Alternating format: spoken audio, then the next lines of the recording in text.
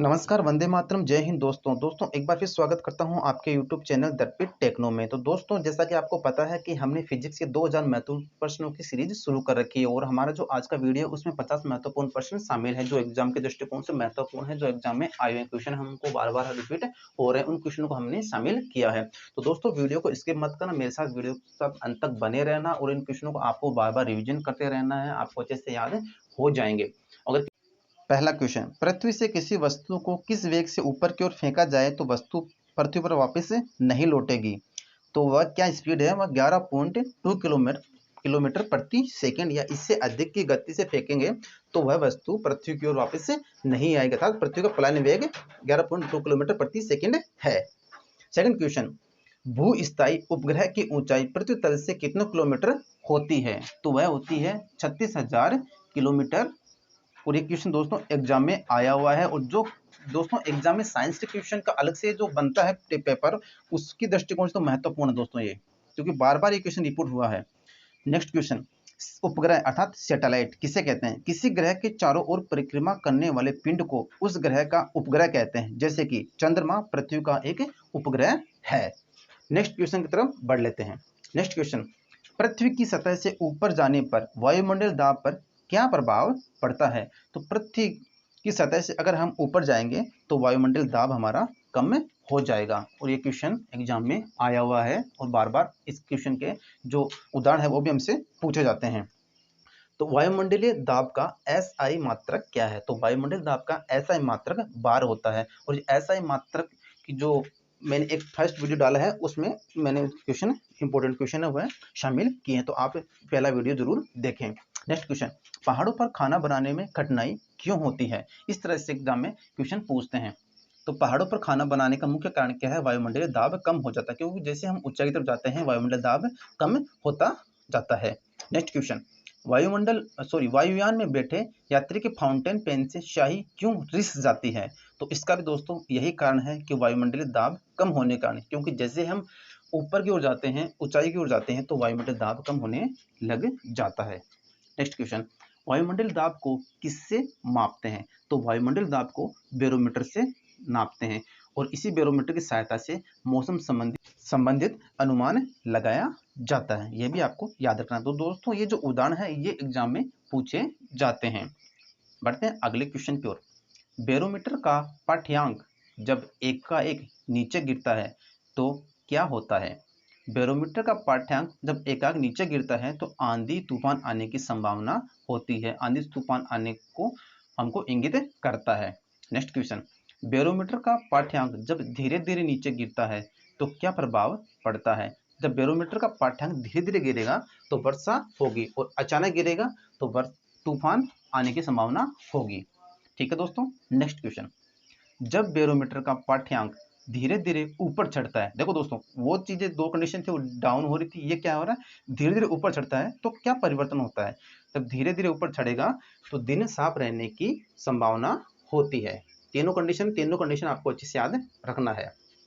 Next question, pascal के नियम पर आधारित यंत्र के उदाहरण है? तो hydraulic lift, hydraulic press, hydraulic brake, ये याद रखना है। नेक्स्ट क्वेश्चन, दाब बढ़ाने पर द्रव के क्वथनांक पर क्या प्रभाव पड़ता है? दाब बढ़ाने पे द्रव का क्वथनांक भी बढ़ जाता है। और एग्जामिनर यह भी पूछ सकता है कि खाना जल्दी पकने का क्या कारण है? तो वह भी है द्रव का क्वथनांक बढ़ जाना। नेक्स्ट क्वेश्चन, उत्प्लावन बल का अध्ययन सर्वप्रथम किसने दिया, या उत्प्लावन बल की जो परिभाषा है वह सबसे पहले किसने दी? तो वह दी थी आर्किमिडीज ने। नेक्स्ट क्वेश्चन की तरफ बढ़ लेते हैं दोस्तों। नेक्स्ट क्वेश्चन है, आर्किमिडीज का सिद्धांत क्या है? जब कोई वस्तु किसी द्रव में पूरी या आंशिक रूप से डुबोई जाती है तो उसके भार में कमी का आभास होता है। भार में यह कमी वस्तु द्वारा हटाए गए द्रव के भार के बराबर होती है। तो दोस्तों ये आपने छोटे क्लास में बहुत बार पढ़ा भी होगा ऐसा, तो ये हमने सिर्फ आपको परिभाषा के तौर पे, इसको डेफिनेशन के तौर पे हमने इसमें शामिल किया है, ताकि एग्जाम में अगर इस तरह से क्वेश्चन भी परिभाषा की में आता है तो आप आराम से कर दोगे। तो परिभाषा किसकी है? तो ये परिभाषा है आर्किमिडीज की। ठीक है दोस्तों, अब डिस्कस करेंगे तो वीडियो हमारा बहुत ज़्यादा लंबा हो जाएगा। तो बढ़ते हैं अपने अगले क्वेश्चन की ओर। आपेक्षिक घनत्व का मात्रक क्या है? तो अपेक्षित घनत्व एक अनुपात है इसका कोई मात्रक नहीं होता है। ठीक है दोस्तों, आपको ये एक क्वेश्चन एग्जाम में आया हुआ है और उसमें एक ऑप्शन ऐसा भी इनमें से कोई नहीं, तो आपको ये अच्छे से याद रखना है।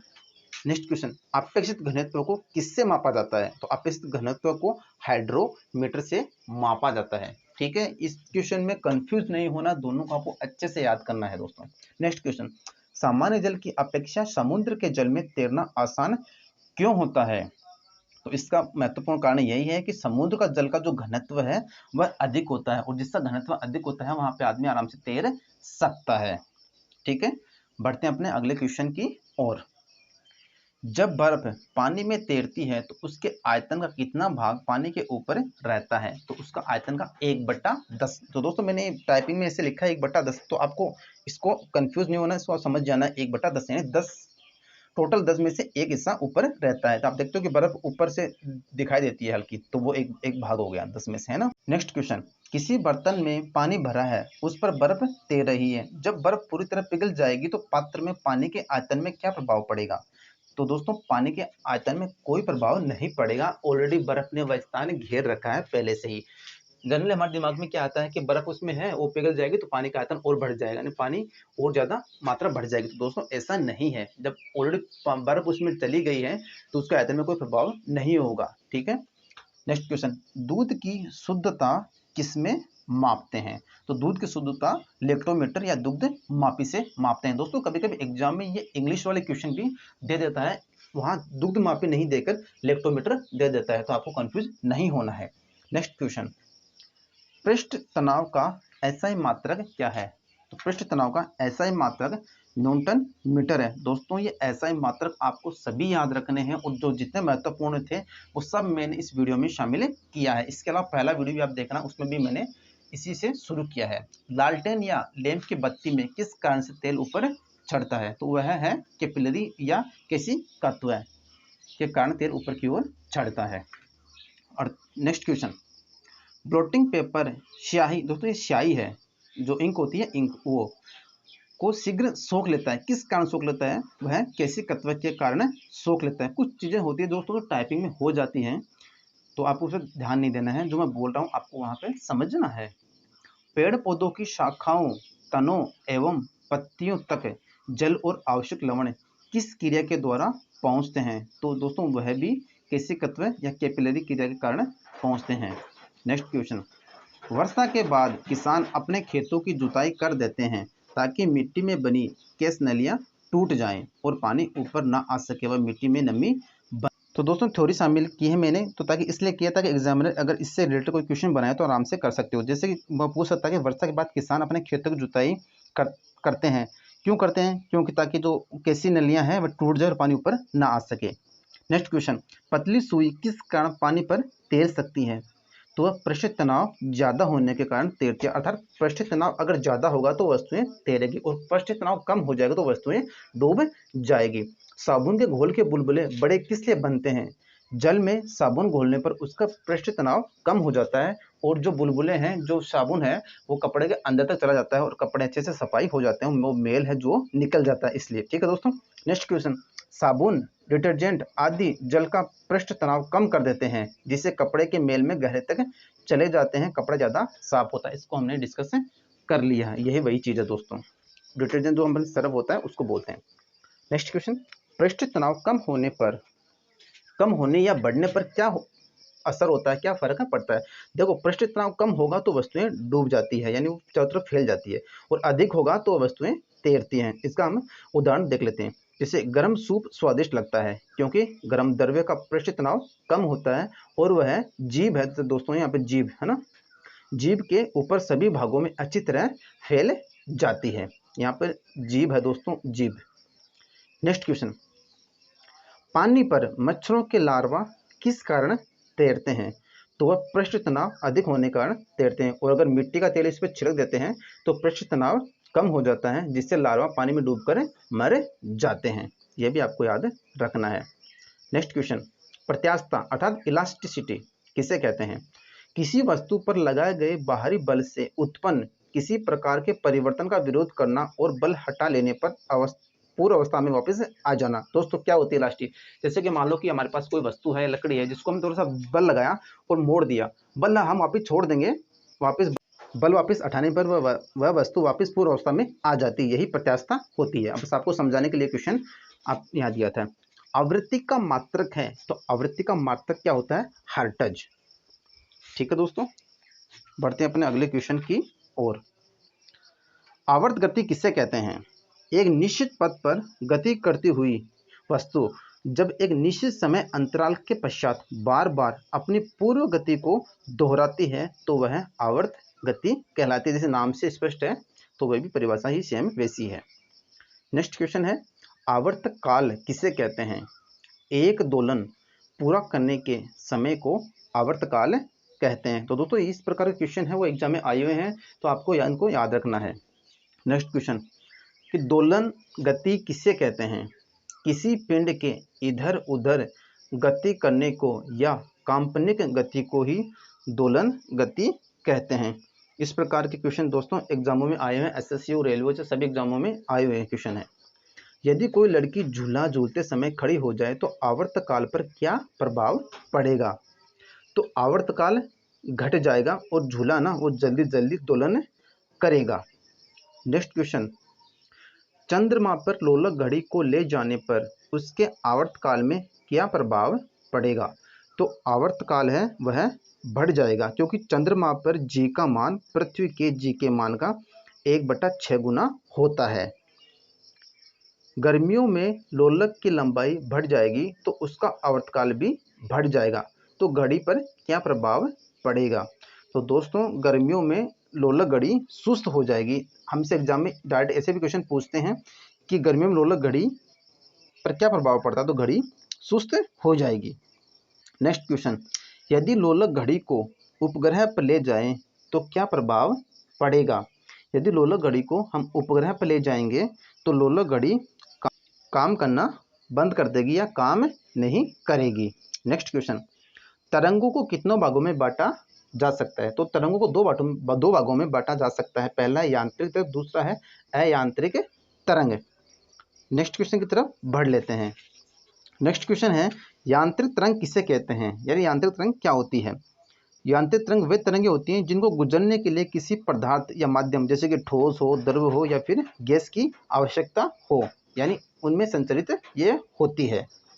नेक्स्ट क्वेश्चन, यांत्रिक तरंगों को मुख्यतः कितने भागों में बांटा गया है? यांत्रिक तरंगों को दो भागों में बांटा गया है। कौन कौन सा? एक है अनुदैर्ध्य और दूसरा है अनुप्रस्थ। और अनुदैर्ध्य और अनुप्रस्थ से एग्जाम में हर बार क्वेश्चन आता है दोस्तों, और इनके बारे में हम चर्चा करते हैं। अनुदैर्ध्य तरंग यानी ध्वनि है वो किस प्रकार की तरंग है? वो ध्वनि अनुदैर्ध्य तरंग है। और अनुदैर्ध्य तरंग की उदाहरण है जब तरंग गति की दिशा माध्यम के कणों के कंपन करने की दिशा के अनुदिश यानी समानांतर होती है, तो वही अनुदैर्ध्य तरंग कहलाती है। दूसरा है अयांत्रिक तरंग किसे कहते हैं? वैसी तरंगें जिसको संचरण के लिए किसी माध्यम की आवश्यकता नहीं होती। यांत्रिक तरंग को माध्यम की आवश्यकता होती है और अयांत्रिक तरंग को माध्यम की आवश्यकता नहीं होती है। और अयांत्रिक तरंग निर्वात में भी संचरित हो सकती है, जैसे विद्युत चुंबकीय तरंग। ये किसका उदाहरण है? ये अयांत्रिक तरंग का उदाहरण है। नेक्स्ट क्वेश्चन, विद्युत चुंबकीय तरंग की अवधारणा किसने दी या इसकी खोज किसने की या किससे संबंधित है? देखो एग्जामिनर क्या करता है, क्वेश्चन थोड़ा बना के भी दे सकता है, लेकिन हमने क्वेश्चन पढ़ लिया तो हमारे क्वेश्चन सही हो जाएगा। तो वह दी थी मैक्सवेल ने। नेक्स्ट क्वेश्चन, गामा किरणों की खोज किसने की? तो गामा किरणों की खोज की थी बेकुरल ने। और जो गामा किरणों की जो वेदन क्षमता है वो सबसे अधिक होता है। इनका उपयोग नाभिकीय अभिक्रिया और कृत्रिम रेडियोधर्मिता में करते हैं। ये भी आपको याद रखना है। नेक्स्ट क्वेश्चन, एक्स किरणों की खोज किसने की? तो एक्स किरणों की खोज रोंजन ने की। और जो एक्स किरणें हैं वो चिकित्सा एवं औद्योगिक क्षेत्र में उपयोग में लाते हैं, उपयोग में किया जाता है। ये एग्जाम में आता है दोस्तों कि एक्स किरणों की खोज कहाँ की जाती है? तो चिकित्सा और औद्योगिक क्षेत्र में एक्स किरणों का उपयोग करते हैं। नेक्स्ट क्वेश्चन, लघु रेडियो तरंगे या हर्ट्जियन की खोज किसने की? तो हेनरिक हर्ट्ज ने खोज की थी। और इनका उपयोग कहाँ करते हैं? इनका उपयोग रेडियो, टेलीविजन और टेलीफोन में करते हैं। आज का हमारा अंतिम क्वेश्चन नंबर 50, अवृत्त विकिरण की खोज किसने की? तो इनकी खोज की थी हर्शेल ने, और इनका उपयोग कहाँ करते हैं? कोहरे में फोटोग्राफी करने में इनका उपयोग करते हैं, और रोगियों की सिकाई करने में इनका उपयोग करते हैं। तो दोस्तों ये थे आज के हमारे 50 महत्वपूर्ण प्रश्न। आपको ये वीडियो कैसा लगा? उम्मीद करता हूँ वीडियो आपके लिए काफ़ी हेल्पफुल रहा है, और एग्जाम में क्वेश्चन जो बार बार आ रहे हैं वो इसी आधार पे आ रहे हैं, एनसीईआरटी बेस्ड क्वेश्चन आधारित एग्जाम में आ रहे हैं, और हमने वही क्वेश्चन शामिल किए हैं। तो इसी तरह के वीडियो पाने के लिए दोस्तों चैनल को सब्सक्राइब करें, लाइक करें और शेयर करें, ताकि इसी तरह के वीडियो आप लोगों तक पहुंच सकें। तो दोस्तों मिलते हैं अगले वीडियो में एक नई जानकारी, एक नए वीडियो के साथ। तब तक वंदे मातरम, जय हिंद, जय भारत।